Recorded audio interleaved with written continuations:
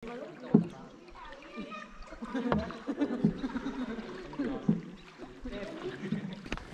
sabihin nakatin natin to. Ito ba yung guweba?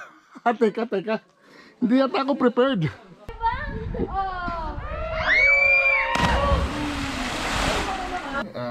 It's already 4:20 in the morning.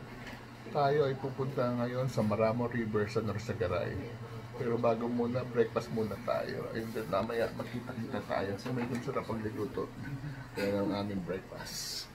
Yan. It's already 5:53 and we are on our way to Norsagaray. So nabisa po tayo. Kasama natin si Fred at ang iba mga kasama natin. So rolling na tayo.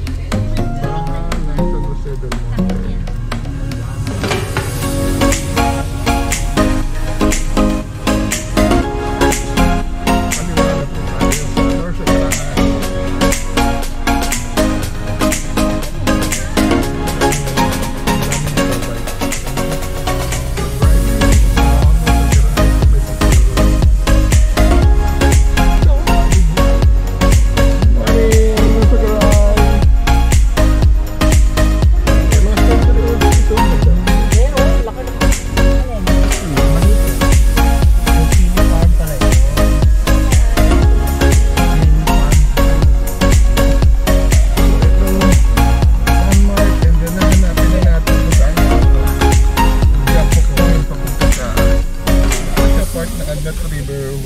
Preservation.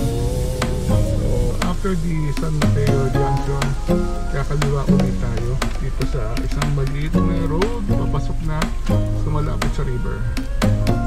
Makikot ang kalsada, so mukhang isa lang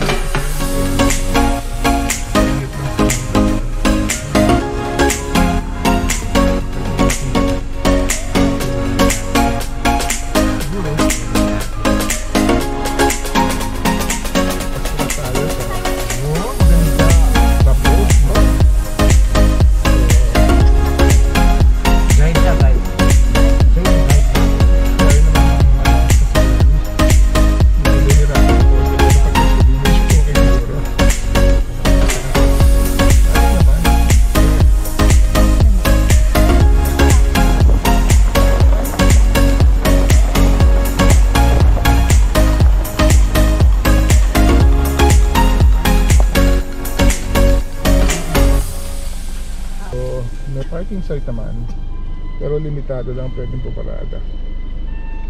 So ito yung parking, meron tindahan, may pwedeng bumili dyan. At may mga pahingahan, hindi ko lang kung may shower lang. Saan pwede dito na? Pwede po dyan. Pwede pala dito ay.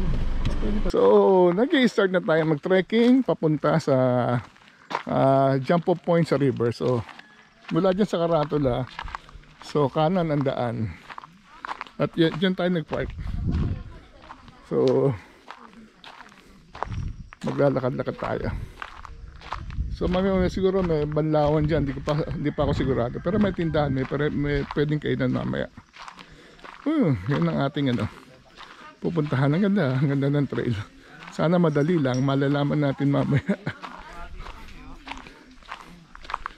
So mula naman, hanapin lang is Barangay San Mateo, and then sa may junction ng Karatulang Barangay San Mateo, kaliwa lang, drive siguro ng mga 5 minutes, and then pasok ulit sa kaliwa sa makipot na kalsada. Ang driving is mga 10 minutes na semento, and then another 5 minutes sa rough road. So at the end of the rough road, may parking at doon yung information kung saan pwedeng at doon pwedeng kumuha ng guide papunta dito sa Maramo River. Ganda ng view. That's already Sierra Madre. Oh, Sierra Madre na yan. So part doon ng Sierra Madre at bababa na tayo. So far so good. Medyo may konti mababa. Medyo madali-dali din yung trail. Nagka-trekking na ulit tayo at medyo dinaan natin kanina medyo okay yung trail, pero ngayon medyo pababa na. So naglagay naman din sila ng bamboo steps, and then papasok tayo sa kawayan. So yun yung bababaan natin mamaya. So yan, naglalakad na tayo pababa. Medyo mahaba-haba din pala itong lalakaran pababa.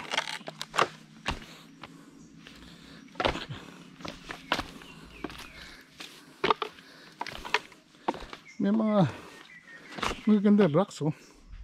Siguro nakasubmerged so dati nung panahon ng mga billions of years ago. Tuloy pa rin ang trekking. Oh, mukhang may nakikita ko ng ilog. Malapit na tayo. Siguro yung ginawa nating trekking pababa is about 20 minutes. Pero mamaya siguro paakyat baka abutin ng 30 minutes. Medyo matarik yung paakyat. So ganda na river, oh. Yan na siya. That's Maramo River. So ang linaw ng tubig, ah. Ganda ng kulay. So pababa na tayo papunta sa river. Teka, medyo mahirap. Medyo mahirap ang ating ginagawa ito. Pero malapit na natin makita ang river. So konti na lang. So mukhang may mga tao na rin na nandito. Mas maaga sila nakarating kumpara sa atin. So meron silang mga cottages. Ang range yata ng cottage mga 200 to 300 whole day na yon. At yan na yung river. Diba ang ganda? Ang puti. Ibang klase ang kulay. Para siyang Gatorade ang kulay ng tubig. Yan, papunta na tayo. So ang ganda ng river. Ang ganda ng kulay. So marami na rin mga nakaka-discover. Pero mamaya tatawid tayo doon sa kabila. Although nandito yung campsite.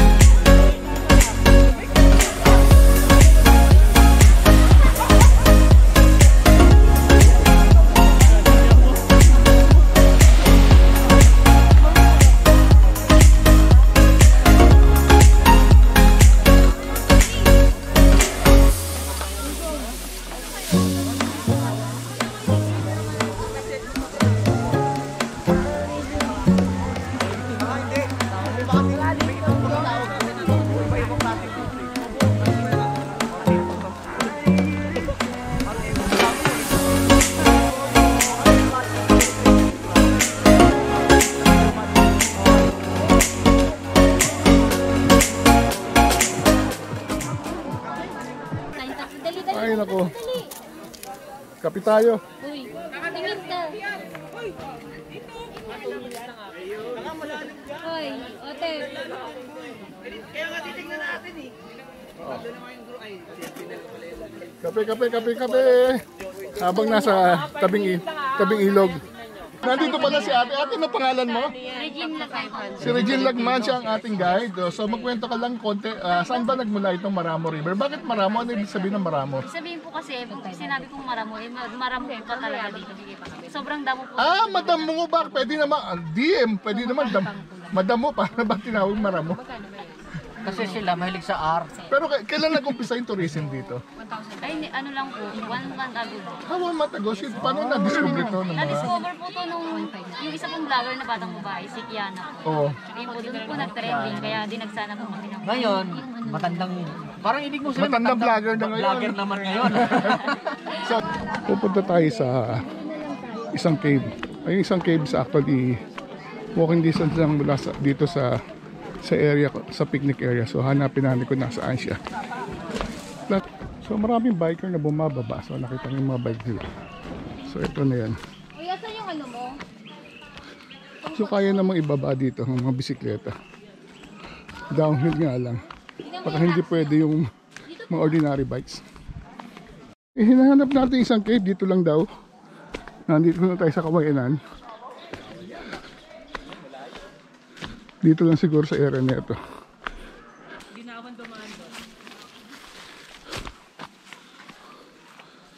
Saan mo yung kuweba dito, kuya? Sa diretso pa po. Ah, diretso. Bakit may kabayo dyan? Okay na. Hello. Okay natin. Wala. Ibig sabihin nakatin natin to. Ito ba yung kuweba? Teka. Hindi yata ako prepared. Ito daw ang kuweba. Andun sa taas. Sa taas ba ang kuweba? Nako. Nako. Galingan mo, Tep. Teka, parang gumagalaw. Wait. Rock climbing. Saan mo nilagay ang kuweba dito?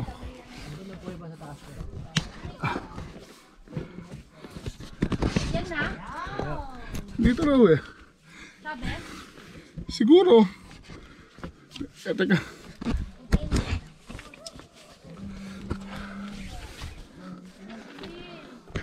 Teka. Hindi ako makapwesto. Medyo mahirap pala. Dito lang tayo? Hanggang dyan na lang. Ito yung first cave. Ito ba yung cave? Oh, ito lang po. Ayan lang. Dito lang. So, Tapos bababa na? maganda yung view oh. Overlooking the river. Ang ganda. Ah. So, panalo to. So, pero Tama yung ano ko. akatin natin dito yung Kaya cave. doon, mas safe doon eh. Ayun yung cave Mas oh. safe doon.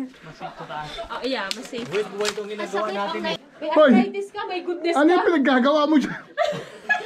Talagang taga ba? Diyan mo daw siya picturean. Palbasa taga bundok eh oh. Pag nahulog ka Hoy, dyan. kinakaba kami sa ginagawa mo eh.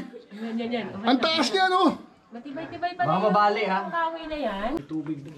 Babasa dun. Saan? Ay, maganda oh. Pwede mo pala dito bumaba. Ibuka mo yung legs mo para makuha mo yung... Yan, sige. Ayun yung, Paano ako bababa? ayun yung kuweba. Isa-isa lang. Ayan, ganyan. Padaan naman, Mr. Corsi. Ay, naanuhan siya. Ay, ano ayusin nyo?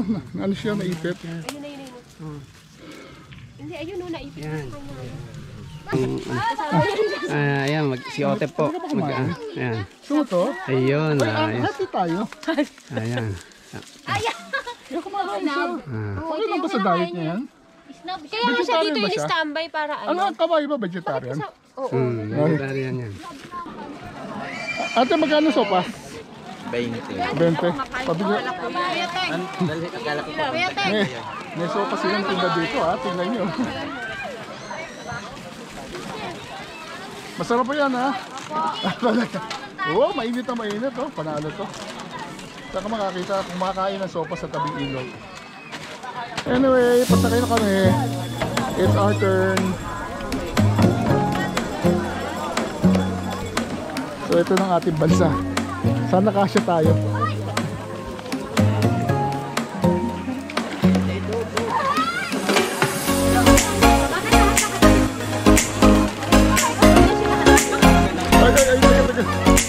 Saan ako pupwesto?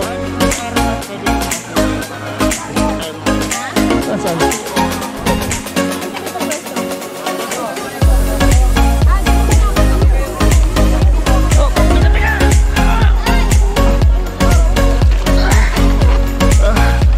Oh my God!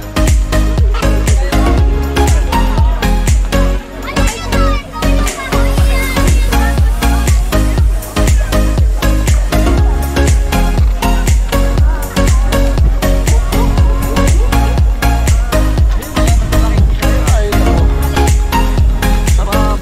Hi, sarap. Nakasakay na kami sa bangka finally. It's balsa. Kabalsa pala siya, sorry. Bayad ako, ha? Malinaw yung water, oh. Tingnan, malinaw na. Dito, ah. Malalim na rito, kuya. Sarap. Ganyan kalinaw ang tubig. Pag summer, mas malinaw pa dito. Ah, talaga? Ayan, ang sarap. It's for you. Take a bullet. Sarap ba yan? Yes!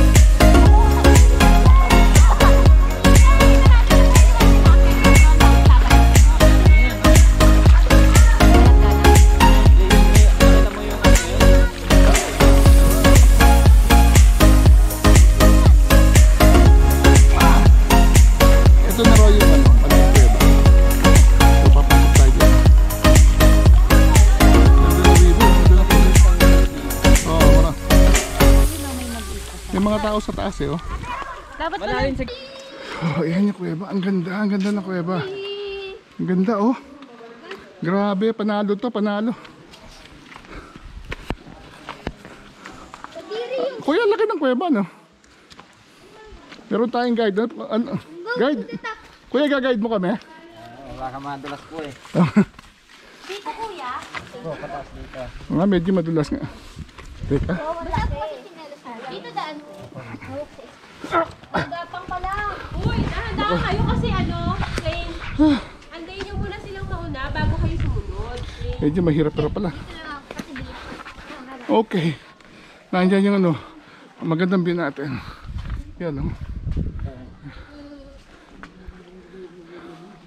Makakit tayo. Ang ganda, ang ganda.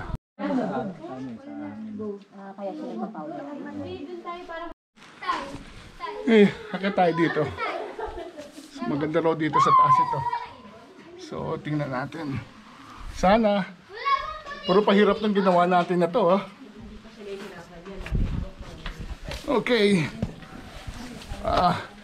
Ay, maganda nga. Sobrang ganda. Wow. Panalo, ah. Sana picture mo rin tayong lahat. Oo nga eh. Ganda, ganda. Sobrang ganda ng lugar. Grabe, panalo, oh. Parang nga ako. So, ito yung view from the cave. Parang masisira ito eh. So, yan yung mga detalye. TikTok tayo, dali game. Nagsalubong ang stalactite at stalagmite dito. Ayan yung portion na yun, oh. Ganda. And then, may mga development dito. Anong tawag dito? Mga stalactites. Parang kinulma lang napakarami panahon. Yung yan is parang may. Katagal lang may dumidali. Lumalaki yan. Pag meron kang ibang salagmit, malaki talaga sa ganyan. Pasok tayo dito. So meaning ano, yung structure nito, parang iba klaseng kulay ng ano, ng bato. Parang kakaiba siya. Ang ganda, ang ganda. Iba klase. Meron tayong nakuha dito sa loob ng kuweba. Parang wild grass. Ginagamit daw ito sa ng mga taga rito ng pang-asim. So titikman natin siya. Maasim! Maasim siya! Pero...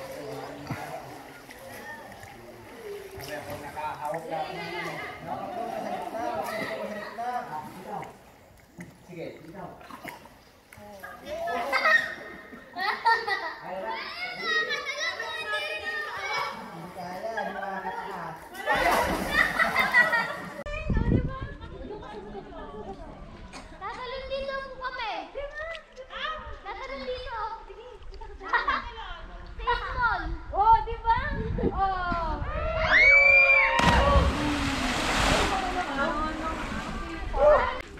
By group.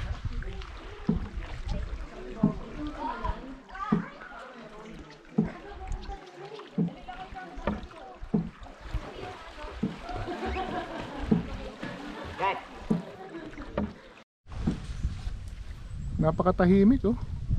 Pag walang bisita, ang tahimik dito siguro. No? Sabi nga, ano kami eh, hindi pa dinudumog ng tao eh. Ah. Sabi kami lahat.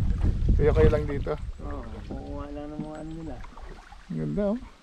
Napakaganda na kulay ng ano, ng tubig eh. Almost a kilometer pala ito. Mahaba na. Napalawan nga lang na ano, mga pinakayak nila ano. Naikilan.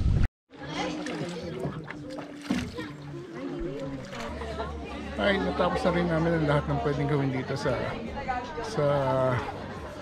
Maramo River and Caves. Mukhang maraming potential na pwedeng gawin dito in the future. Pwedeng magkaroon ng mga kayaking at saka iba pang mga adventure sport. Marami din kuweba na pwedeng explore. So, maraming salamat at dito na lang muna tayo until the next adventure. Saan na ba tayo? Naliligaw tayo. Kala ko ba itong ano, banayad. Wala pa akong makita ano. Naliligaw kami. Hindi namin kung lang sa kami dadaan. Nasa gitna kami lang. Kawalan, kagubatan.